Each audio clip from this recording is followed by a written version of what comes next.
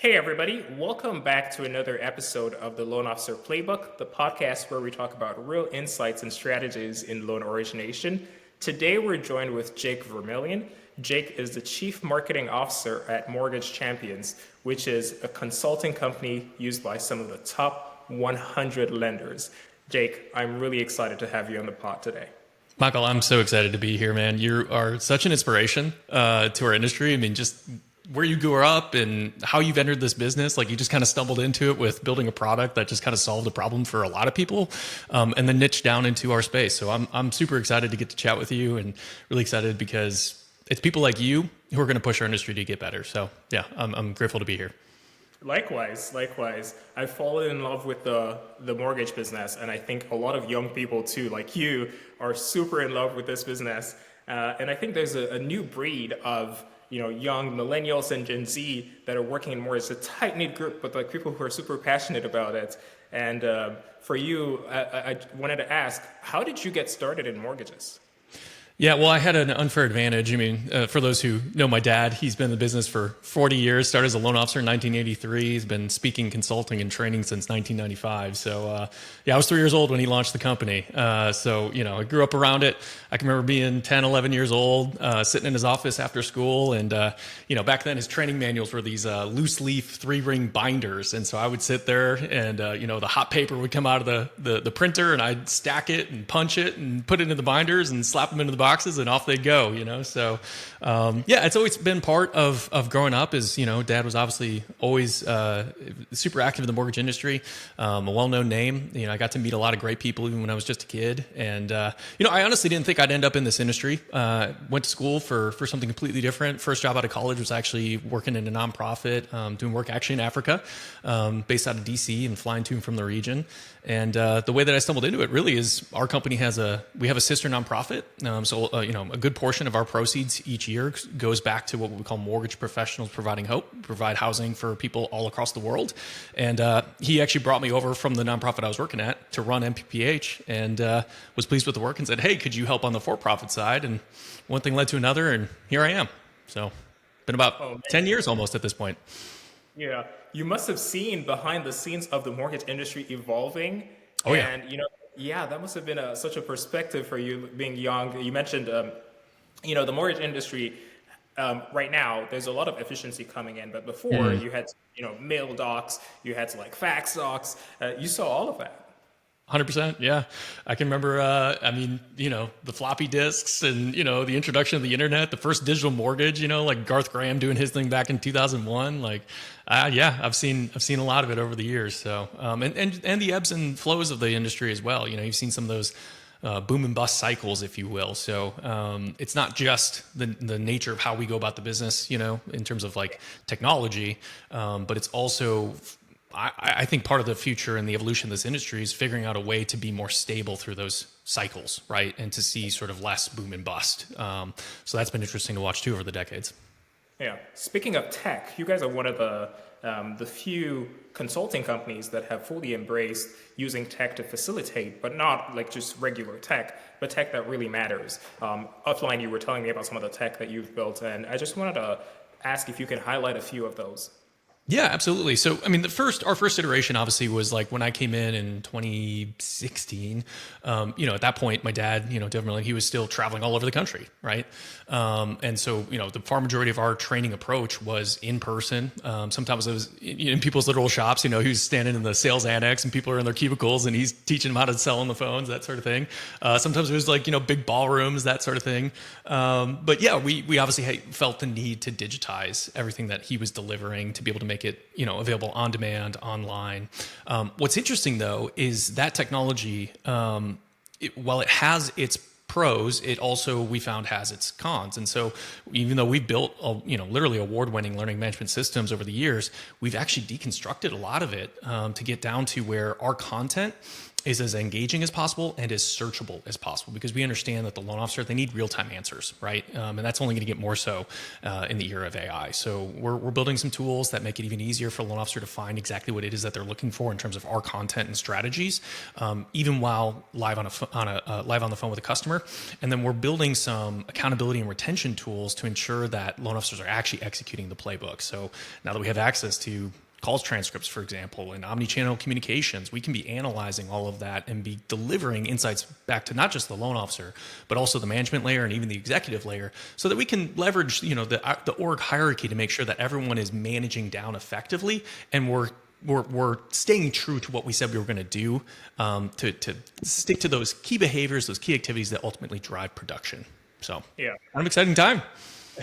It is exciting. We also have a real chance to scale some of the best LOs. You were mentioning one of the things that you tried to do with the tech is, so you have this expert of Jake Vermillion, and then it's getting all of this content and information out, but it's only him. And you want to be able to scale him up while also having that personal touch. And That's right. I feel like we have a real chance in the industry to scale some of the best LOs. For instance, if you have a lender that has 10 top producers, they can actually scale those 10 top producers and make everyone a top producer using technology. What are some of like the things that your clients have seen? Like, are they embracing new technology, AI, or are they like, well, we'll wait 5-10 years down the line to see what happens? Yeah, no, honestly, we have all of the above. And I do think there's an argument for both sides of that coin, right? I think there is an argument that early adopters, at least the ones who are not unwisely just throwing cash at agents, for example, without any real context for ROI, like true ROI, that could be challenging, because let's be honest, like the cost equation is still a factor here. I think that will become less of a factor over time as the cost of compute comes down. And I think I even heard you say in Brian View's podcast that you guys used to have to tranche your prompts because the number of tokens available was like, minuscule, and now it's growing. Like, as all of that evolves and changes, the ability to be able to like sort of just play around and see results without huge cost implications will become more viable. But if you're an early adopter, I think you will have some advantages, but you have to do it strategically. I also think it's okay for some of the lenders who they're still embracing some of the feature sets that are being introduced into their existing tech stack, right? Like, so if they use, ICE's technology, for example, like ICE is leveraging AI, right, to improve their predictive analytics, for example. If you're just leveraging that as a lender and you're not building your own proprietary AI solutions, like, that's great, for now. I think we're still in that waiting period where there will be some players who will merge, like Addy AI, who will, go through that like sort of testing process, refinement process, and then a lender can adopt in 2 to 3 years and still be competitive in this marketplace. Now, if you're thinking you're going to wait 5 to 10 years to adopt, I think you're probably falling behind the market at that point. So, but yeah, across our clients, we're seeing all the above. We have some clients who like their full voice AI, BDR, going after it, and we have some who like, the sort of minimal application. They've taken maybe their overlays or their guidelines. They've created a custom GPT and they've rolled it out to the loan officer for so that they can ask questions around compliance and guidelines and documentation, that sort of thing. Right. One thing though is I know it has to do a lot with the brand of the company, because they have to maintain some of the brand. There are companies that came into the business, like in 2016, like a couple of new mortgage companies that were, more tech forward. And then for those folks, I'm not going to name any names, but they were like, well, we're going to launch a voice AI thing because that's our brand was all about technology before. And then others that have been all about the human touch for like, well, how can we, leverage this tech to empower our LOs? How should companies be thinking about marketing and branding when the branding landscape has to change, not only the tech landscape? Yeah, I think this is a key question.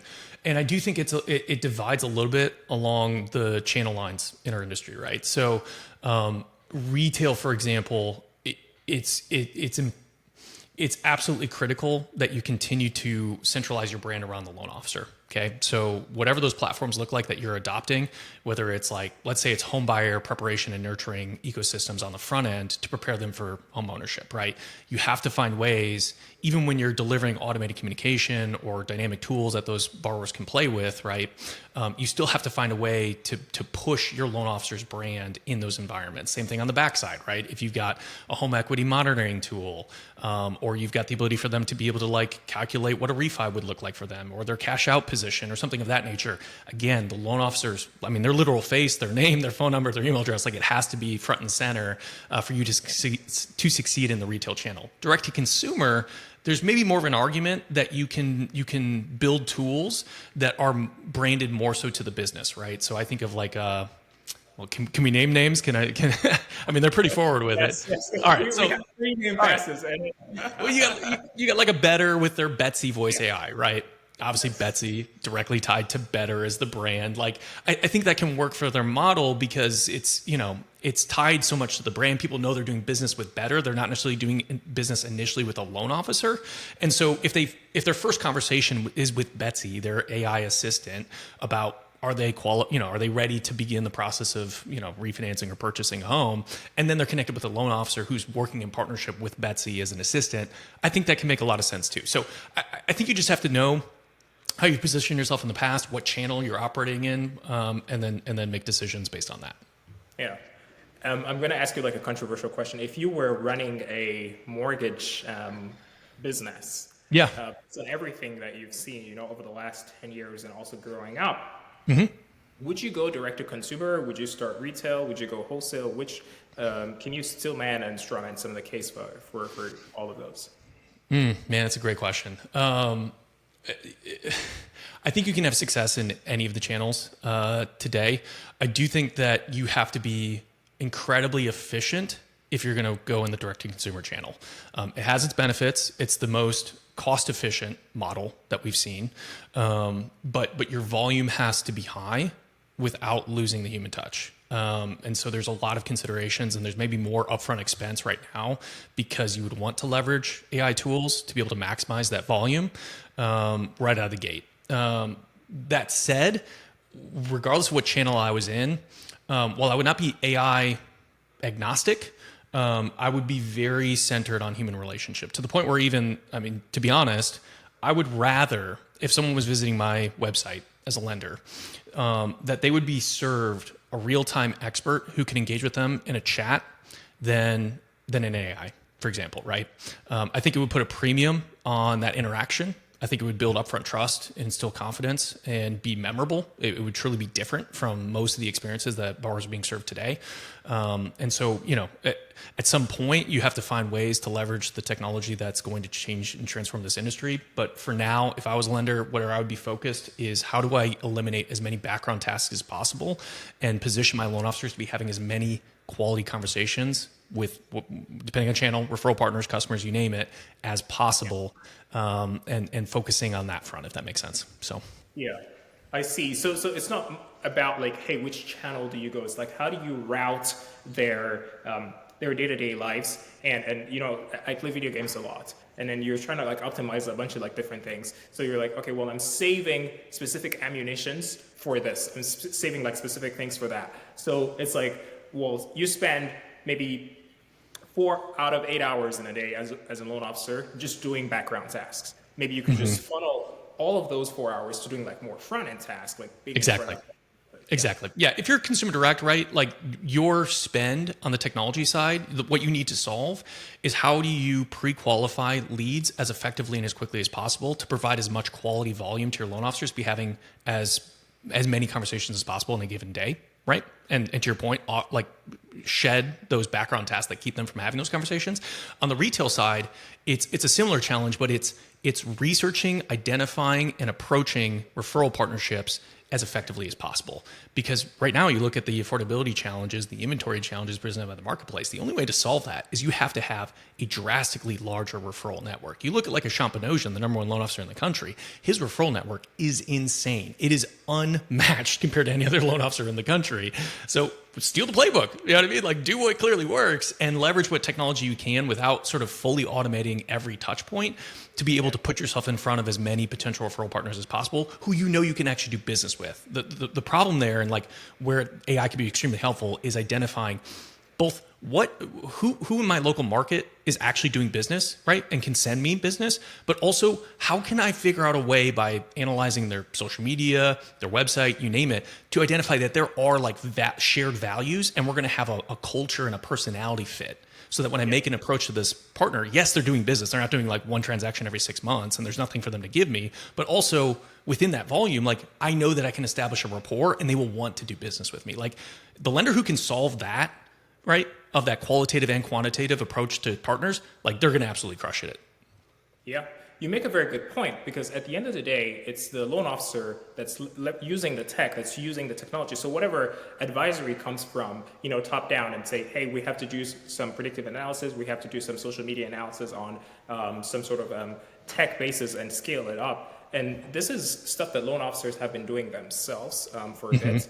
Do you see tension between loan officer and new technology, considering the average age of the loan officer is not a Gen Z or a millennial?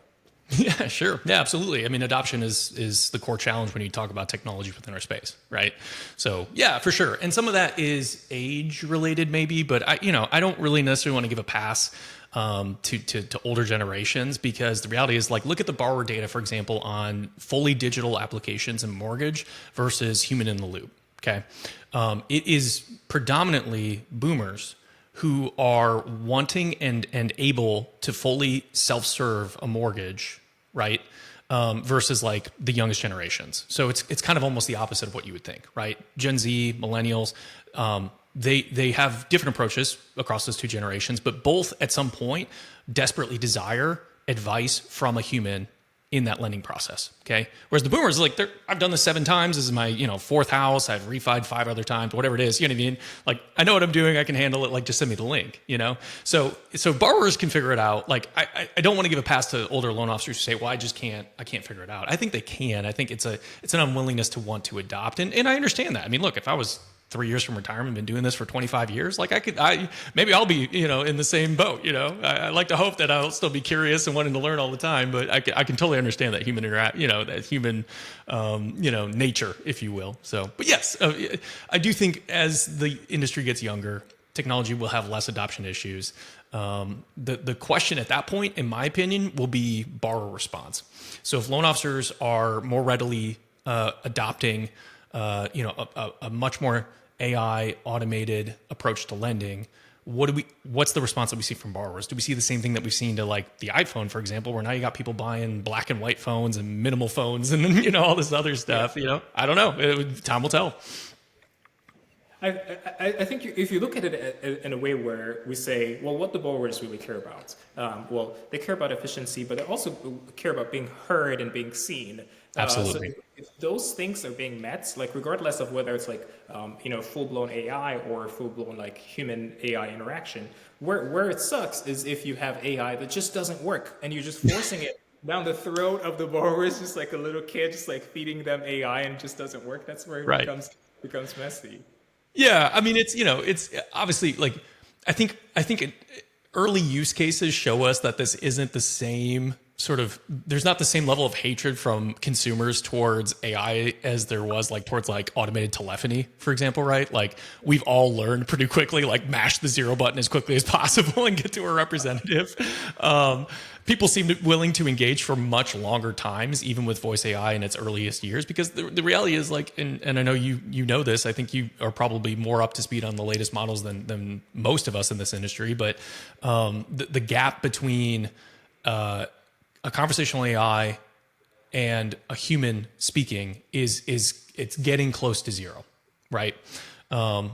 I mean, this is the most artificial they're ever going to sound. They're only going to get better from here. So the question really will be, will there be forced disclosure? And if so, how will borrowers respond? Will they place a premium on what they know to be human interaction, or are they perfectly comfortable with, hey, I know this is artificial, it's seamless, it's helpful, I don't mind, time will tell. Yeah. The thing that you mentioned about borrowers responding, if it's like seamless, out of mind, if I want you to put yourself in the shoes of a borrower, have you gone through the lending process? I'm sure you might have. Yeah. Oh yeah. Yeah. I'm sitting in my house right now. I'm sorry. The office it's plain because I'm repainting at the moment, but yes. Yeah. We purchased and refinanced. So that's great. I haven't. Okay. So what I try to do to offset that is talk to a lot of borrowers. So if you were in the shoes of a borrower, and then you're talking to, let's say, an automated voice bot, how would you react, let's say, if the latency is a little bit slow, but it still gives what you want? But are you looking more for like latency, realism of the voice, or you looking more for, let's say, this thing just does what it does, regardless of how realistic the voice is? Yeah, so I'd be curious to see if there's data around this, but I think for me, I would anchor it off of how important I think the information that I'm looking for is, right? So if I'm looking for, hey, well, this is a bad example because we're not supposed to be mailing documents anymore, but let's be honest, sometimes you have to mail documents. If I'm just looking for, hey, what's the mailing address I'm supposed to send this to, right? Like low value information, low likelihood of it getting it wrong. I don't really care if it's latent and I can tell it's an artificial voice, right? If I'm having a conversation around what products I might qualify for, or what is the best down payment strategy for me, or, okay, I know how much I can pull out of the equity of my home, but what's the best decision in how I structure that? You know, should I consider an ARM versus a fixed? Like those kinds of conversations, it's very impactful, and you want to know that the information is accurate. And so ultimately this comes down to, and this is no different with an AI necessarily than it's been with a human. And this is what we call all of our clients and their loan officers too, is it's all about trust. If you do anything to erode that borrower's trust in your ability to be able to give them the best possible advice and position them as best as they can be positioned in terms of their refinance or purchase, game's over. You know what I mean? So yeah, I mean, again, like I don't know that it's the latency itself or it's the artificialness of the voice, but if those things then plant the seed in the mind of a borrower of how good is the data that this thing is working off of, and is it really actually giving me the best advice? And would a human know of maybe some program or product that this thing doesn't know about that would be better for my situation? Then yes, I think that human is going to do the equivalent of the mashing the zero in the era of AI, and they're going to be asking the question, are you an artificial intelligence? And it's going to have to be trained to say, yes, I am. You know what I mean? And they're going to, at that point, then it's like game over. They're going to be like, connect me to a human, you know? So yeah. So first it's like anchoring, like, how important is the information to me? And then secondly, like, you know, does it erode trust? And if it does, yeah, game over. Yeah. I almost feel like people need to make like a map of, let's say, this is like low stakes stuff that AI can handle, and this is like where you have the routing and human in the loop, like bringing human in the loop. That's very key. Okay, but seriously, like, how amazing of an experience would that be if you are chatting, whether you know or not, whether it's disclosed or not, you're chatting with a voice AI, and you ask a question like, so, you know, I saw on YouTube or something that this person did, you know, a 20-year term instead of a 30-year. I'm a little worried that I can't stomach the payment, but I love the idea of, you know, not paying so much in interest. What do you think I should do? And if that voice AI said, man, that's an amazing question. That's such a good question. I would actually love to connect you with one of our certified loan officers. Do you see what I'm saying? Like, and you go, oh, well, Yeah. Great. You know what I mean? Like, because you feel validated and important, and like they're doing you a favor by connecting you with a real human who you know is more expensive than the AI that you were just chatting with. I think lenders can strategically, to your point, like map some of this stuff out and deliver an exceptional experience that is like that true perfect balance of human in the loop, where you're giving your customer exactly what they want when they want it. Yeah. And like you said, this is the most artificial it will ever get. Yeah. And speaking of Moore's law, where the rate of technology just grows exponentially. Yep. We all know if Moore's law is true, then we all know what's coming in 20, 30, 40 years, and you are more closer to talking to real LOs and training them, and also honestly like the leadership of lenders. And what do you think should be their response or their planning timeline 10, 20 years from now? Yeah, I think 10 to 20 years from now, you should be planning for, you will have a smaller sales force who will do unbelievably higher production. Okay. Now that may depend on how efficient you are as a lender today. We have clients who they have 20 to 40 originators, and they're all doing double-digit production. Now, I think they'll do even more of that double-digit production, but their sales force may actually not change, right? It might not draw down all that much. Some of these organizations that have hundreds of loan officers that are doing, single-digit production, you'd like to think that there will be a drawdown. Now, a lot of this is going to hinge, frankly, Michael, on broader economic issues, right? The structure of the economy. If technology, regulation, like economic policy, you name it, can rebound the ability for builders to actually meet the growing gap in housing inventory, you're going to see a flood of volume drip into the marketplace, in which case we don't have to see a drawdown in personnel. We just will need every single person to be that much more efficient to meet the growing demand. Does that make sense? So volume will have a huge play in that. But yes, I think generally speaking, you should plan for, the things that assist a loan officer are largely going to be automated.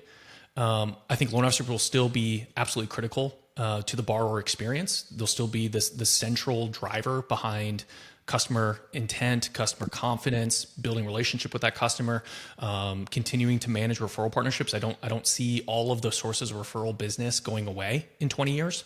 But yes, each of those employees, they're going to have to doing 3, 4, 5, maybe 10x what they're doing today in order to be justified sitting in that seat.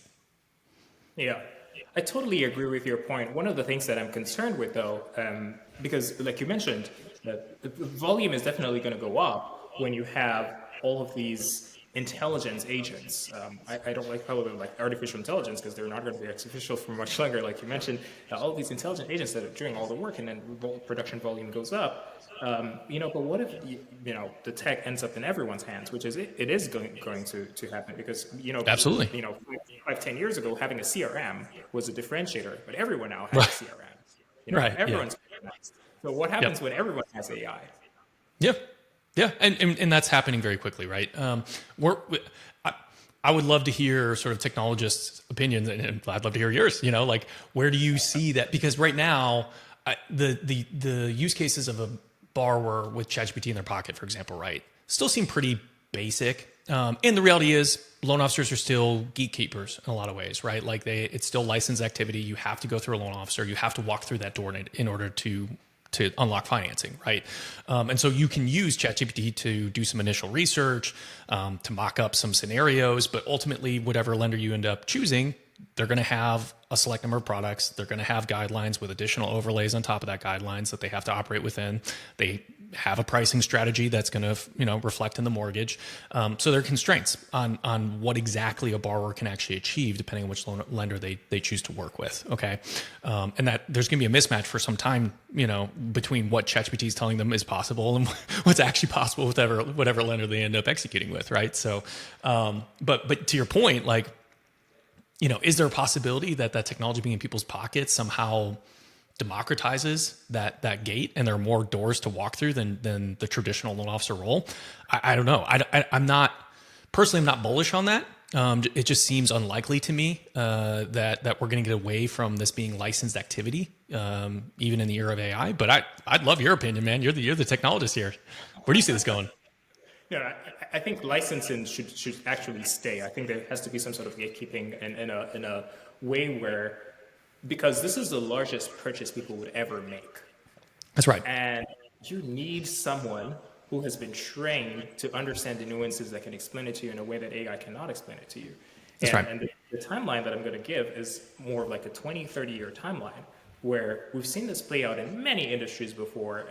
I come from a coding background where before engineers were, coding on, they're literally using punch cards, and then they started coding on C, and then Visual Basic, and then it started abstraction, and now people are vibe coding. So what I think is it's the decision making moving closer and closer to the borrower, and I would not be surprised if in 20 years borrowers just start originating their own loans. In a way where, your closure docs automatically get reviewed, you see the options that you want. It feels more like a short shopping cart experience. This is like a 30-year timeline, because what we're seeing is the abstraction moving closer and closer to the point of output. And that's exactly what has happened in coding over the last 50 years. I think that would happen in the mortgage business too. Yeah, I mean, the only difference here, if you will, is, I guess it's regulatory bodies, right? We have, and we're a federal system. So there's not only federal regulation and concerns, and there should be concerns because we need consumer protections. And frankly, like someone has to be held to account because there are bad loans that get made, and that's kind of a wacky world where it's like a consumer could truly self-originate their own loan, have it be a bad loan, who do you blame in that scenario? You know what I mean? Like, how do you seek justice? It's kind of a weird thought experiment, but you've got that at the federal level, and then each state also wants to monitor its markets and regulate them and ensure that they're protecting their consumers within their state. So personally, yeah, maybe we get there. I don't know. Like what I can say is I'm excited for the future of this industry in a new way, because I think more than anything over the next 30 years, regardless of where we end up at the end of those 30 years, there's just going to be a premium on the quality of advice that you can provide to a customer and the amount of confidence you can instill in them that you're guiding them down the path in the best possible way for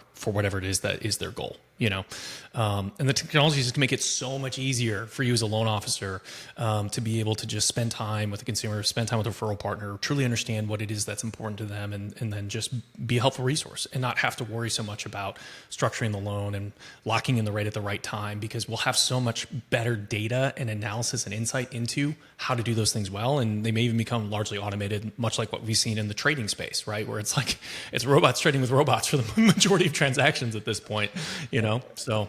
Yeah. This has been such an insightful conversation. I want to shift a little bit towards your work with Mortgage Champions. What are you looking forward to in the next year, and how can our listeners be involved in it? Oh, that's a great question. So we've been working on some stuff internally. Like I said, we're trying to make sure that accountability becomes more real time, and loan officers and their managers are able to operate off of better data. And so I think for us, where we're wanting to get to is a loan officer being able to know that every opportunity that they have to get on the phone with a customer is a true shot at a loan, because that customer has intent, is qualified, right? And it's really just a matter of like, how well can you advise that customer and build trust and relationship with them? Like, my goal is kind of to see, KP, I think, talked about this like 3 years ago on a podcast, Kevin Pirani over at PRMG. He was like, man, I want to get to a day where this industry, it's like the technology is so good across every lender that it's really just mano a mano, right? It's man against man, like best salesperson wins, and by sales, what he means is like, best advisor, best person who can like build relationship and rapport with that customer and help them see how they can achieve their goal through a mortgage. So that's what we're working toward. We're not going to realize that in 1 year. But we are going to bring some stuff to market in the next like 45 days is the hope. It'll be closed beta to start, but then we'll be able to talk more about it publicly after that. That we're hoping will give that loan officer better confidence that every single call that they take is an opportunity to serve someone. Truly, it's not just this, clearly unqualified, put them in the nurture campaign kind of thing, and then get real data immediately of how that conversation is going and how to sort of reshape it to be able to either salvage a deal or get them better next time. So excited for that. Where can we find, 45, 60 days from now when the launch happens, can we engage with that? Yeah. Honestly, like follow our team on LinkedIn. So follow Jake Vermillion, follow myself, Jake Vermillion on LinkedIn. We're going to post about it there. Of course, you can also visit us at mortgagechampions.com. We'll have some updates on the website as well. So this is exciting time, Jake. I'm so happy you came on the pod today. Thank you so much. Man, it's such an honor to be here. And again, I just want to say, like, I'm so excited that you're in our industry. You just built such a cool thing. And I know this is like, it's kind of what we talk about with like the voice AI. Like, it's as artificial as it's going to be right now. It's only going to get better. So anyways, if people haven't taken the time to really get to know your backstory, I would highly recommend that they do so, because it's an incredibly inspiring story. And I think it's archetypical of what we're going to see in the future of this industry, like the people who are going to come into this industry and truly transform it for the better. So Michael, thank you for the time. Really an honor to be able to chat with you.